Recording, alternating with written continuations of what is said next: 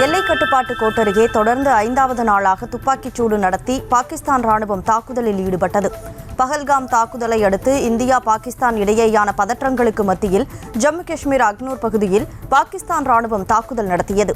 இதற்கு இந்திய ராணுவ வீரர்களும் பதிலடி தாக்குதலை நடத்தினர். பயங்கரவாதிகளுக்கு நிதியுதவி அளித்து பயிற்சி கொடுத்ததாக பாகிஸ்தான் பாதுகாப்பு அமைச்சர் அளித்த ஒப்புதல் வாக்குமூலத்தால் எந்த அதிர்ச்சியும் அடையவில்லை என இந்தியா தெரிவித்துள்ளது. ஐநா சபையில் பேசிய இந்திய பிரதிநிதி யோஜ்னா படேல் உலகளாவிய பயங்கரவாதத்தை வளர்க்கும் அடாவடியான நாடுதான் பாகிஸ்தான் என சாடினார். மேலும் பஹல்காம் தாக்குதலில் இந்தியாவின் பக்கம் உலக நாடுகள் இருப்பதற்கும் அவர் நன்றி தெரிவித்தார். இந்தியா பாகிஸ்தான் இடையே போர் பதற்றம் ஏற்பட்டுள்ள நிலையில் இந்தியாவுக்கு எதிராக ஆக்ரோஷமான நிலைப்பாட்டை எடுக்க வேண்டாம் என பாகிஸ்தான் பிரதமர் ஷபாஸ் ஷெரீப்புக்கு அவரது அண்ணனும் முஸ்லீம் லீக் நவாஸ் கட்சியின் நிறுவனருமான நவாஸ் ஷெரீப் ஆலோசனை வழங்கியதாக தகவல் வெளியாகியுள்ளது. மேலும் இந்தியாவுடனான பதற்றத்தை கட்டுப்படுத்த டிப்ளமேட்டிக் வளங்களை பயன்படுத்துமாறு கேட்டுக்கொண்டதாகவும் கூறப்படுகிறது. கடந்த 6 நாட்களில் பாகிஸ்தானில் இருந்து 1000க்கும் மேற்பட்ட இந்தியர்கள் வாகா எல்லை வழியாக வெளியேறியுள்ளதாக அந்நாட்டு அரசு தெரிவித்துள்ளது. அதேபோல் தற்போது வரை 800 பாகிஸ்தானியர்கள் சொந்த நாட்டிற்கு திரும்பியுள்ளதாக தெரிவித்தது. இந்திய கடற்படைக்கு 26 ரஃபேல் போர் விமானங்கள் வாங்குவது தொடர்பாக இந்தியா பிரான்ஸ் இடையே ஒப்பந்தம் கையெழுத்தானது. 22 ஒற்றை இருக்கை விமானங்களும் 4 இரட்டை இருக்கை விமானங்களும் வாங்கப்படுகிறது. விமானங்களை இந்தியாவிடம் ஒப்படைக்கும் பணி 2030ஆம் ஆண்டிற்குள் நிறைவடையும் என்று தெரிவிக்கப்பட்டுள்ளது. திமுக மாவட்ட செயலாளர்கள் கூட்டம் முதலமைச்சர் மு.க. ஸ்டாலின் தலைமையில் மே 3ஆம் தேதி நடைபெறும் என அறிவிக்கப்பட்டுள்ளது. மே 3ஆம் தேதி காலை 10:30 மணியளவில் கலைஞர் அரங்கில் நடைபெறும் இக்கூட்டத்தில் கட்சி பணிகள் தொடர்பாக ஆலோசனை நடத்தப்பட உள்ளது. அதில் மாவட்ட செயலாளர்கள் அனைவரும் தவறாமல் கலந்து கொள்ளுமாறு உத்தரவிடப்பட்டுள்ளது. பத்மநாபபுரம் எம்எல்ஏ மனோ தங்கராஜ் மீண்டும் அமைச்சராக பதவியேற்றுக் கொண்டார். முதலமைச்சர் மு.க. ஸ்டாலின் முன்னிலையில் ஆளுநர் ஆர்.என். ரவி பதவி பிரமாணம் செய்து வைத்தார். அமைச்சராக பொறுப்பேற்றுக் கொண்ட மனோ தங்கராஜுவுக்கு பால்வளத்துறை ஒதுக்கீடு செய்யப்பட்டுள்ளது. புதிதாக மின்சாரத்துறை அமைச்சராக பதவியேற்றுள்ள எஸ். சிவசங்கர் துறை சார்ந்த அதிகாரிகளுடன் ஆய்வுக் கூட்டம் நடத்தினார். முன்னதாக தாங்கள் துறைக்கு புதிய அமைச்சராக பொறுப்பேற்றுள்ள சிவசங்கருக்கு அதிகாரிகள் வாழ்த்து தெரிவித்தனர். உட்கட்சி விவகாரங்களில் தலையிடுவதற்கு தேர்தல் ஆணையத்துக்கு அதிகாரமில்லை என அதிமுக நாடாளுமன்ற உறுப்பினர் சி.வி. சண்முகம் தெரிவித்துள்ளார். இரட்டை இலை சின்னம் விவகாரம் தொடர்பாக டெல்லியில் தேர்தல் ஆணையத்தில் விசாரணைக்கு ஆஜரான அவர் எடப்பாடி பழனிசாமி தரப்பில் வாதங்களை முன்வைத்தார்.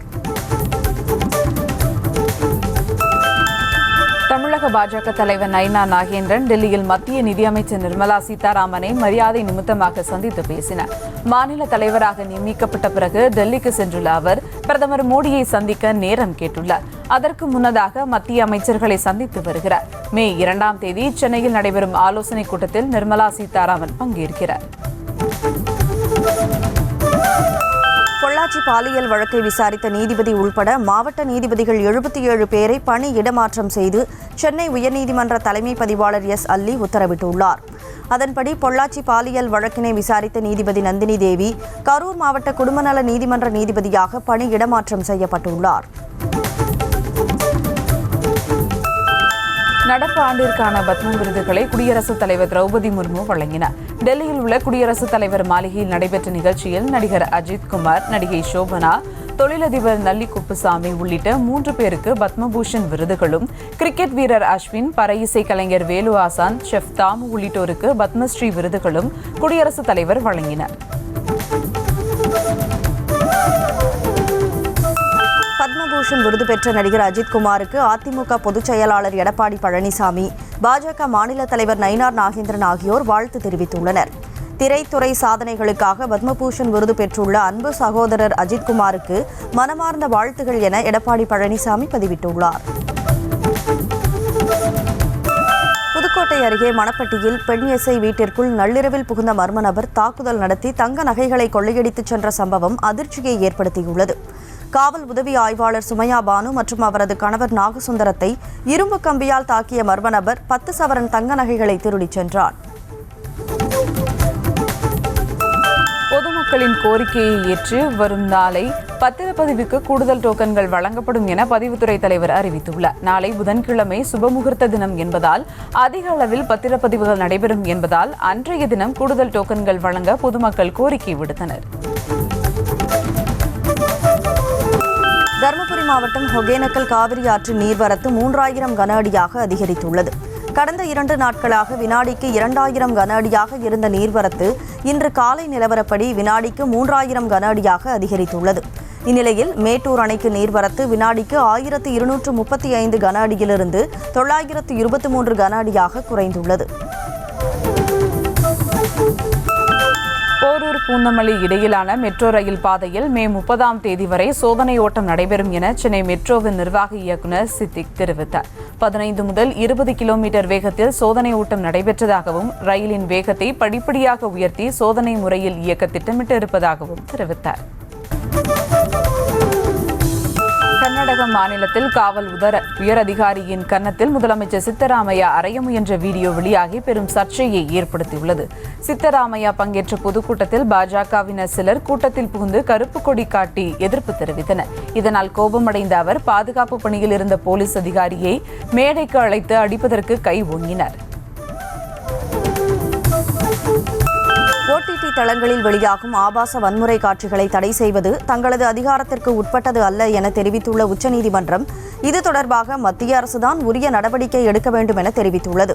நெட்ஃபிளிக்ஸ், அமேசான் பிரைம் போன்ற தளங்களில் ஆபாச உள்ளடக்கம் ஒளிபரப்பப்படுவதை தடுக்க மத்திய அரசுக்கு உத்தரவிடக் கோரி உச்சநீதிமன்றத்தில் பொதுநல மனு தாக்கலானது. அமலாக்கத்துறை, சிபிஐ மற்றும் அரசின் பிற துறைகளில் நடைபெறும் ஊழல்கள் ஒட்டுமொத்த விசாரணை அமைப்புகளின் கட்டுமானத்தை உலுக்குவதாக டெல்லி உயர்நீதிமன்றம் தெரிவித்தது. பல்வேறு வழக்குகளில் லஞ்சம் பெற்றதாக குற்றம் சாட்டப்பட்ட அரசு அதிகாரிகள் 3 பேரை காவலில் எடுத்து விசாரிக்க சிபிஐக்கு அனுமதி அளித்த வழக்கில் இந்த கருத்து தெரிவிக்கப்பட்டது. சிபிஐ விசாரணை மீது பொதுமக்கள் நம்பிக்கை இழந்துவிட்டதாக சென்னை உயர்நீதிமன்ற மதுரை கிளை அதிருப்தி தெரிவித்துள்ளது. திருநெல்வேலி பாளையங்கோட்டை வங்கியில் போலி நபர்களுக்கு கடன் வழங்கி 2 கோடி ரூபாய் இழப்பீடு ஏற்படுத்திய வழக்கில் 8 பேருக்கு மதுரை சிபிஐ நீதிமன்றம் தண்டனை விதித்தது. இதை எதிர்த்து மேல்முறையீடு செய்த வழக்கை விசாரித்த நீதிமன்றம் 8 பேரின் தண்டனையையும் ரத்து செய்தது. போக்குவரத்து அமைச்சராக செந்தில் பாலாஜி இருந்த காலத்தில் நியமிக்கப்பட்ட இளநிலை பொறியாளர்கள் நியமனத்தை செல்லாது என்று அறிவிக்க கோரிய மேல்முறையீட்டு மனு மீதான தீர்ப்பு தேதி குறிப்பிடாமல் சென்னை உயர்நீதிமன்றம் ஒத்திவைத்தது. நியமிக்கப்பட்ட 33 பேரில் 4 பேர் மட்டுமே தகுதியானவர்கள் என்று மனுவில் குற்றம் சாட்டப்பட்டிருந்தது. சொத்து குவிப்பு வழக்கில் அதிமுக முன்னாள் அமைச்சர் சி. விஜயபாஸ்கர் மற்றும் அவரது மனைவி புதுக்கோட்டை முதன்மை சார்பு நீதிமன்றத்தில் விசாரணைக்கு ஆஜராகாததால் வழக்கு ஜூன் 2ஆம் தேதிக்கு ஒத்திவைக்கப்பட்டது. கடந்த அதிமுக ஆட்சியில் சுகாதாரத்துறை அமைச்சராக இருந்த விஜயபாஸ்கர் வருமானத்திற்கு அதிகமாக 35 கோடியே 79 லட்சம் சொத்து சேர்த்ததாக லஞ்ச ஒழிப்பு போலீசார் வழக்கு பதிவு செய்தனர். தனுஷ்கோடிக்கும் இலங்கையின் தலைமன்னாருக்கும் இடையே சாலை அமைப்பதற்கான முயற்சிகளை தமிழ்நாடு அரசு மேற்கொள்ள வேண்டும் என பாஜக எம்எல்ஏ வானதி சீனிவாசன் கோரிக்கை விடுத்துள்ளார். பேரவையில் பேசிய அவர் தமிழகத்தில் அகதிகளாக வாழ்ந்து கொண்டிருக்கும் ஈழத்தமிழர்களின் நலனை பாதுகாக்கும் வகையில் தொலைநோக்கு திட்டங்களை சிந்திக்க வேண்டும் என கூறினார். சென்னையை அடுத்த வானகரத்தில் உள்ள பாண்டியன் உணவகத்தில் முட்டை தோசைக்கு வழங்கப்பட்ட குழம்பில் கரப்பான்பூச்சி கிடந்ததாக கூறப்படும் வீடியோ வெளியாகியுள்ளது. இதுகுறித்து வாடிக்கையாளர் உணவக ஊழியர்களிடம் கேட்டபோது அலட்சியமாக பதிலளித்ததாக வாக்குவாதத்தில் ஈடுபட்டதால் பரபரப்பு ஏற்பட்டது.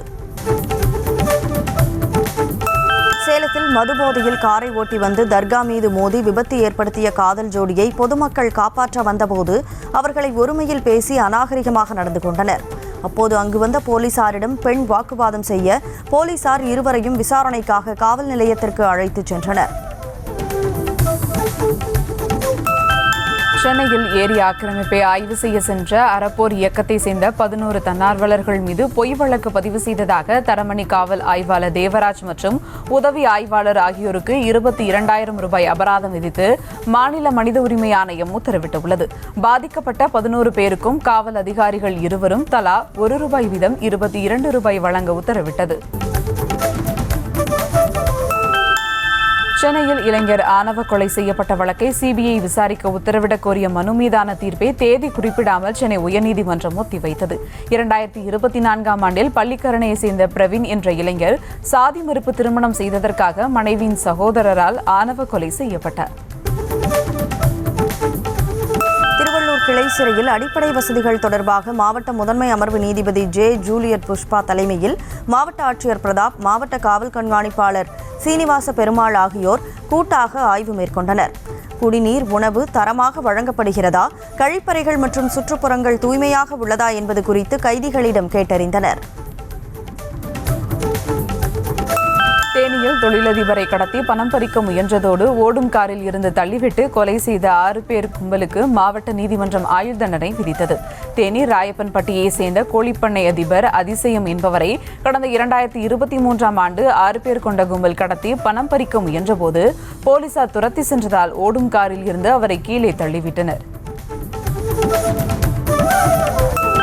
நெல்லை மாவட்டம் தச்சநல்லூர் அருகே கடந்த 2018ஆம் ஆண்டு ஒருவர் கொலை செய்யப்பட்ட வழக்கில் 4 பேருக்கு ஆயுள் தண்டனை விதித்து திருநெல்வேலி மாவட்ட நீதிமன்றம் தீர்ப்பளித்துள்ளது. கடந்த 2018ஆம் ஆண்டு அழகுநேரியில் பன்றி மேய்ப்பதில் ஏற்பட்ட தகராறில் செந்தில்குமார் என்பவர் கொலை செய்யப்பட்டார். வக்ஃபு சொத்துக்கள் மீட்கப்பட்டால் இஸ்லாமிய ஏழை மக்கள் பொருளாதாரத்தில் மேம்படுவார்கள் என தமிழ் மாநில முஸ்லிம் லீக் தலைவர் ஷேக் தாவூத் தெரிவித்தார். மதுரையில் செய்தியாளர்களை சந்தித்த அவர் வக்ஃபு சொத்தை காங்கிரஸ் மற்றும் அதன் கூட்டணி கட்சிகள் கொள்ளையடித்து வைத்துள்ளதால் மத்திய அரசு கொண்டு வந்த வக்ஃபு திருத்த சட்டத்திற்கு எதிர்ப்பு தெரிவிப்பதாக குற்றம் சாட்டினார். சேலம் அரசு மருத்துவமனையில் மது போதையில் மாத்திரைகளை மாற்றிக் கொடுத்த மருந்தக ஊழியர் மீது நடவடிக்கை எடுக்க வேண்டும் என்று நோயாளிகளின் உறவினர்கள் கோரிக்கை வைத்தனர். போதையில் இருந்த மருந்தக ஊழியர் நோயாளியின் உறவினர் அளித்த மருந்து சீட்டை கீழே போட்டுவிட்டு வேறு சீட்டை பார்த்து மருந்து வழங்கியதாக கூறப்படுகிறது. நீலகிரி மாவட்டம் நடுவட்டம் காவல் நிலையத்தில் சிறுத்தை புகுந்து உலாவரும் சிசிடிவி காட்சி வெளியாகியுள்ளது. சிறுத்தை செல்லும் வரை காவல் நிலையத்தில் மறைந்திருந்த காவலர் கதவை மூடிக்கொண்டு தற்காத்துக் கொண்டார். காவலர்கள் இரவு நேர பணிக்காக சென்றதால் அசம்பாவிதம் தவிர்க்கப்பட்டது. மயிலாடுதுறை அருகே குளிச்சார் பகுதியில் தருமபுர ஆதீனத்திற்கு சொந்தமான இடத்தில் மனைப்பிரிவு அமைப்பதை தடுக்க கோரி மாவட்ட ஆட்சியரிடம் மனு அளிக்கப்பட்டது. அந்த இடத்தை பல ஆண்டுகளாக பட்டியல் சமூகத்தை சேர்ந்த மக்கள் பயன்படுத்தி வருவதால் அவர்களுக்கே அந்த இடத்தை வழங்க வலியுறுத்தி துண்டு பிரசுரங்களை ஏந்தியபடி ஆட்சியர் அலுவலகத்திற்கு ஊர்வலமாக சென்றனர். மத்திய மாநில அரசுகளின் பயிற்சி திட்டங்களை வாங்கித் தருவதாக கூறி 1 கோடி ரூபாய்க்கு மேல் மோசடி செய்த பெண் மீது நடவடிக்கை எடுக்க கோரி சேலம் மாவட்ட ஆட்சியரிடம் புகார் அளிக்கப்பட்டுள்ளது. குமாரசாமிப்பட்டியைச் சேர்ந்த கணினி மையம் வைத்து நடத்தி வரும் லதா மகேஸ்வரி உட்பட பலரிடம் நான் முதல்வன் திட்டம், பிரதமர் மேம்பாட்டு திட்டம் ஆகியவற்றை வாங்கித் தருவதாக கூறி பிரியா என்பவர் ஏமாற்றியதாக குறிப்பிடப்பட்டுள்ளது. நாகையில் உள்ள அரசு அதிகாரிகளால் ஏமாற்றி பதிவு செய்யப்பட்ட பத்திரத்தை மாவட்ட ஆட்சியர் ரத்து செய்ய கூறியும் ரத்து செய்யாததால் பாதிக்கப்பட்ட குடும்பத்தினர் ஆட்சியர் அலுவலகத்தில் போராட்டத்தில் ஈடுபட்டனர். ராஜமாணிக்கம் என்பவர் சுகாதார நிலையம் கட்ட தனது இடத்தை கொடுக்க முன்வந்த நிலையில் அதனை வேறு விதமாக ஏமாற்றி அதிகாரிகள் பதிவு செய்ததாக கூறப்படுகிறது. சொந்த வீடு வாங்கித் தருவதாக கூறி ஏமாற்றியவர் மீது நடவடிக்கை எடுக்க கோரி திருப்பூர் மாவட்ட ஆட்சியர் அலுவலகம் முன்பு தர்ணா போராட்டத்தில் ஈடுபட்ட நபரால் பரபரப்பு ஏற்பட்டது. பல்லடத்தைச் சேர்ந்த பனியன் கம்பெனி தொழிலாளி சூரிய நாராயணனிடம் நவாஸ் என்பவர் 11 லட்சம் ரூபாயை வாங்கிக் கொண்டு ஏமாற்றியதாக போலீசில் புகார் அளித்தும் நடவடிக்கை எடுக்கப்படவில்லை என குற்றம் சாட்டப்பட்டுள்ளது. திருமணமாகி 9 ஆண்டுகளுக்கு பின்பும் வேறு ஜாதி பெண்ணை திருமணம் செய்து கொண்டதற்காக குடும்பத்தினர் கொலை மிரட்டல் விடுப்பதாக பாதிக்கப்பட்ட ஜோடிகள் காவல் நிலையத்தில் புகார் அளித்துள்ளனர். நெல்லை மாவட்ட பனக்குடி கிராமத்தை சேர்ந்த சிவசுப்பிரமணியன் என்ற இளைஞர் தூத்துக்குடியை சேர்ந்த முத்து அருளி என்ற பெண்ணை கடந்த 2017ஆம் ஆண்டு காதலித்து கரம் பிடித்துள்ளார். தமிழகத்தில் மயோனைஸுக்கு தடை விதிக்கப்பட்டுள்ள நிலையில் புதுக்கோட்டையில் சாலையோர துரித உணவக கடைகளில் உணவு பாதுகாப்புத்துறை அதிகாரிகள் திடீர் சோதனை நடத்தினர். சில கடைகளில் உணவுடன் வழங்க வைக்கப்பட்டிருந்த மயோனைஸை பறிமுதல் செய்து அளித்த அதிகாரிகள் சம்பந்தப்பட்ட கடைகளுக்கு 1000 ரூபாய் அபராதம் விதித்தனர். பெரம்பலூர் கோட்ட பொறியாளரை கண்டித்து தமிழ்நாடு நெடுஞ்சாலைத்துறை சாலை பணியாளர்கள் சங்கத்தினர் அவரது அலுவலக வளாகத்தில் சமையல் செய்து சாப்பிட்டு குடும்பத்துடன் காத்திருப்பு போராட்டத்தில் ஈடுபட்டனர். சாலை பணியாளர்களுக்கு 2ஆம் நிலை சாலை ஆய்வாளராக பதவி உயர்வு வழங்க வேண்டும், இருவழி பயணச் சலுகை உள்ளிட்ட கோரிக்கைகளை வலியுறுத்தி இந்த போராட்டம் நடத்தப்பட்டது. கோவையில் செவி மற்றும் வாய் மாற்றுத்திறனாளிகளுக்கான சிறப்பு கிரிக்கெட் போட்டி நடைபெற்றது. பெரியநாயக்கன்பாளையம் பகுதியில் உள்ள ராமகிருஷ்ணா மிஷன் வித்யாலயா கல்வி வளாகத்தில் 3 பிரிவுகளாக நடத்தப்பட்ட போட்டிகளில் வெற்றி பெற்ற அணிகளுக்கு கோப்பைகள் மற்றும் பரிசுத் தொகைகள் வழங்கப்பட்டன. திருவாரூர் நகராட்சியில் பாதாள சாக்கடை சுத்திகரிப்பு நிலையத்திலிருந்து வெளியேறும் கழிவு நீரை பாசன ஆற்றில் கலந்து விடுவதாக புகார் எழுந்துள்ளது. இது தொடர்பாக பலமுறை நகராட்சி மற்றும் நீர்வளத்துறை அதிகாரிகளிடம் புகார் அளித்தும் நடவடிக்கை எடுக்காததால் மாவட்ட ஆட்சியர் நேரில் ஆய்வு செய்து நடவடிக்கை எடுக்க வேண்டும் என அப்பகுதி மக்கள் கோரிக்கை விடுத்துள்ளனர். புதுக்கோட்டை அருகே ரேஷன் பொருட்கள் வாங்கும் நியாய விலை கடையிலேயே மண்ணெண்ணையும் வழங்க வேண்டும் என பொதுமக்கள் கோரிக்கை விடுத்துள்ளனர். அடப்பன் வயலில் உள்ள நியாய விலை கடையில் 10க்கும் மேற்பட்ட பகுதிகளை சேர்ந்த பொதுமக்களுக்கு மண்ணெண்ணெய் வழங்குவதால் நீண்ட நேரம் காத்திருக்க வேண்டிய நிலை ஏற்படுவதாக குற்றம் சாட்டினர். ஈரோடு மாவட்டம் திம்பம் மலைப்பாதையில் இரவு நேரத்தில் தடுப்பு சுவரின் மீது படுத்திருந்த சிறுத்தையால் வாகன ஓட்டிகள் பீதியடைந்தனர். இந்த வீடியோ வேகமாக பரவி வரும் நிலையில் இரவு நேரங்களில் மலைப்பாதை வழியாக செல்லும் வாகன ஓட்டிகள் கவனமுடன் இருக்குமாறு வனத்துறை அதிகாரிகள் எச்சரித்துள்ளனர். கோவை மாவட்டம் வால்பாறை வனச்சரகத்திற்கு உட்பட்ட அட்டக்கட்டி சோதனைச் சாவடி அருகே பட்டப்பகலில் சாலையோரம் அமர்ந்திருந்த கரடியின் வீடியோ வெளியாகி வாகன ஓட்டிகள் மத்தியில் அச்சத்தை ஏற்படுத்தியுள்ளது. இதனால் உடனடியாக கரடியை அடர்ந்த வனப்பகுதிக்குள் விரட்ட வேண்டும் என வனத்துறைக்கு மக்கள் கோரிக்கை விடுத்துள்ளனர். சத்தீஸ்கர் மாநிலத்தில் 24 நக்சல்கள் ஆயுதங்களை கைவிட்டு பாதுகாப்பு படையினரிடம் சரணடைந்தனர். அவர்களில் 11 பேர் பெண்கள் என கூறப்படுகிறது. சரணடைந்தவர்களில் 14 பேரின் தலைக்கு மொத்தமாக 28,50,000 ரூபாய் வெகுமதி அறிவிக்கப்பட்டிருந்ததாக பிஜாப்பூர் கூடுதல் காவல் கண்காணிப்பாளர் சந்திரகாந்த் கோவர்னா கூறினார். உத்தரப்பிரதேச மாநிலம் சந்தௌலி மாவட்டத்தில் திருமண பந்தியில் சாப்பிட பன்னீர் வழங்காத ஆத்திரத்தில் திருமணம் நடைபெற்ற இடத்திற்குள் மினி பேருந்தை ஓட்டிச் சென்று விபத்தை ஏற்படுத்திய நபரால் பரபரப்பு ஏற்பட்டது. இதில் மணப்பெண்ணின் தந்தை உள்பட 6 பேர் காயமடைந்த நிலையில் சம்பந்தப்பட்ட நபர் மீது போலீசார் வழக்கு பதிந்து விசாரணை மேற்கொண்டு வருகின்றனர். கனடா நாடாளுமன்ற தேர்தல் நேற்று நடைபெற்ற நிலையில் இன்று வாக்கு எண்ணிக்கை தொடங்கி நடைபெற்று வருகிறது. கனடாவில் பெரும்பான்மையுடன் ஆட்சி அமைக்க 176 தொகுதிகளில் வெற்றி பெறுவது அவசியம் என்ற நிலையில் அந்நாட்டு பிரதமர் மார்க் கார்னின் லிபரல் கட்சியை முன்னிலை வகிக்கிறது. கன்சர்வேட்டிவ் கட்சி 2ஆம் இடத்தை பிடித்துள்ளது. உக்ரைன் மீதான தாக்குதலை 3 நாட்கள் நிறுத்தி வைப்பதாக ரஷ்யா அறிவித்துள்ளது. 2ஆம் உலகப் போரில் சோவியத் யூனியன் மற்றும் அதன் நட்பு நாடுகள் வெற்றி பெற்றதன் 80வது ஆண்டு நிறைவை குறிக்கும் வகையில் மே 8ஆம் தேதி தொடங்கி மே 10ஆம் தேதி இறுதி வரை போர் நிறுத்தம் நீடிக்கும் என கிரெம்ளின் அறிக்கை வெளியிட்டுள்ளது. வரி விதிப்பு தொடர்பாக அமெரிக்காவிடம் எவ்வித பேச்சுவார்த்தையும் நடைபெறவில்லை என சீனா மறுத்துள்ளது. பேச்சுவார்த்தை நடைபெறுவதாக அமெரிக்கா கூறுவது தவறாக வழிநடத்தும் செயல் என கண்டனம் தெரிவித்த சீனா அடுத்தவர்களை மிரட்டுவதையும் அழுத்தம் கொடுப்பதையும் நிறுத்திவிட்டு விதித்த வரிகள் அனைத்தையும் முழுமையாக நீக்க வேண்டும் என வலியுறுத்தியுள்ளது. அமேசான் நிறுவனம் தனது முதல் இணைய சேவை செயற்கைக்கோள்களை விண்வெளியில் ஏவியது. அமெரிக்காவின் புளோரிடா மாகாணத்திலிருந்து அமேசானின் 27 செயற்கைக்கோள்களின் தொகுப்பு விண்வெளிக்கு ஏவப்பட்டது. கடந்த ஏப்ரல் 9ஆம் தேதி நடந்த ஏவுதல் முயற்சி மோசமான வானிலையால் கைவிடப்பட்ட நிலையில் இன்று ஏவப்பட்டது. ஸ்பெயின் மற்றும் போர்ச்சுகல் நாட்டின் பல நகரங்களில் ஏற்பட்ட திடீர் மின்வெட்டால் பல லட்சம் மக்கள் இருளில் சிக்கி தவித்தனர்.